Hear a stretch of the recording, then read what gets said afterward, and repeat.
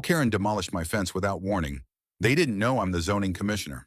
Some people wield clipboards like swords, assuming no one will ever question the ink on their paper. But when that clipboard tried to gut the one thing that protected my family, they learned the hard way I write the very codes they pretended to enforce. My name is Raymond Ellis. I've been the Deputy Zoning Commissioner for Monroe County for 8 years. It's a quiet job, mostly spreadsheets and structural setbacks. That's exactly why I built my home at the edge of Mill Creek Estates to escape bureaucracy, not bring it home. I chose that lot for one reason: the slope. It overlooked the busy road below, but the incline gave us privacy. So I had a 7.5-foot cedar fence installed, custom designed to follow the grade while staying within legal height at every elevation. Permits approved, inspections cleared. I had the stamped documents to prove it. It wasn't until 6 months later that she showed up.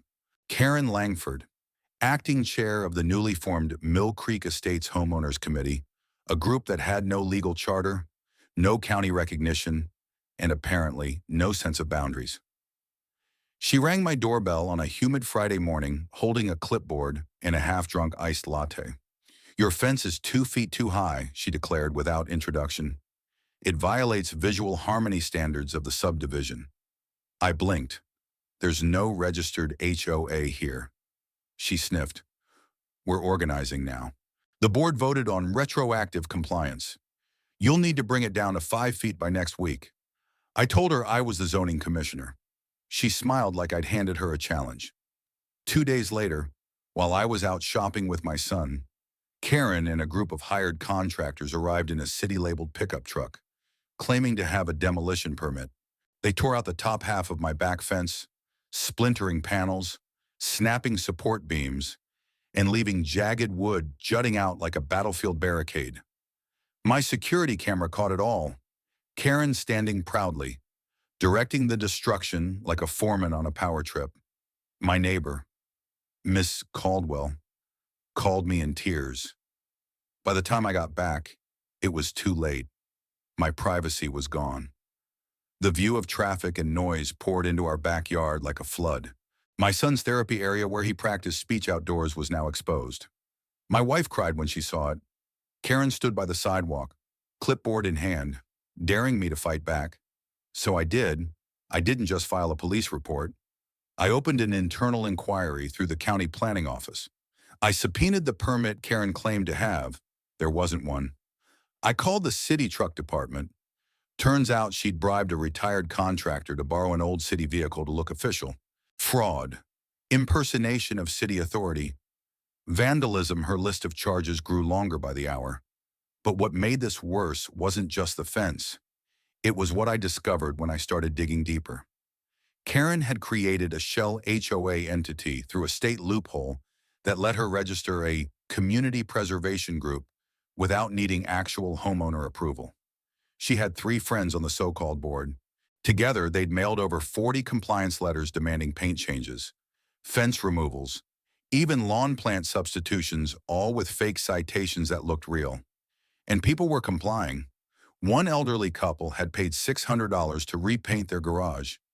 Another young mother had torn down a pergola she built with her late husband, all of it based on lies. So I fought back with facts, law, and visibility. I called an emergency town zoning meeting and moved it to my backyard. Yes, the one Karen destroyed. I invited every resident of Mill Creek. I showed them the footage. I laid out the fraudulent paperwork. I even brought a city inspector to explain, in plain terms, how badly she'd violated not just code, but basic ethics. The reaction, explosive. Dozens of neighbors began sharing their stories, photos, fake citations, even receipts. A live stream of the meeting went viral, hitting 80,000 views within 24 hours thanks to a local activist page. By Monday, reporters were on my lawn. Karen tried to spin it. "We were just trying to beautify the community," she told Channel 6 News, standing beside a poster board of ideal fencing styles. But the public wasn't buying it anymore. 3 residents filed lawsuits. The county issued a cease and desist against her committee. The contractor she'd hired confessed in writing that he was misled about the legality of the job.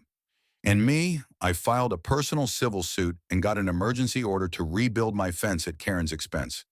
It didn't stop there. The county commission voted unanimously to tighten loopholes that allowed unrecognized HOAs to act without checks. Karen's property was flagged for review due to multiple zoning violations of her own, including an unpermitted pool cabana. 3 months later, her name was stripped from every neighborhood communication. A new Real Homeowners Association was formed with public elections, transparency, and zoning consultants on retainer. And me, I didn't want to be a symbol. But I became one, not just of resisting petty tyranny, but of reminding people that silence is not compliance. Now, when I walk through Mill Creek, people wave. They know the codes because we teach them at monthly workshops in the community center. The fence rebuilt stronger and perfectly legal. But this time, it's not just wood. It's a reminder bullies with clipboards only win when we stay quiet. The end.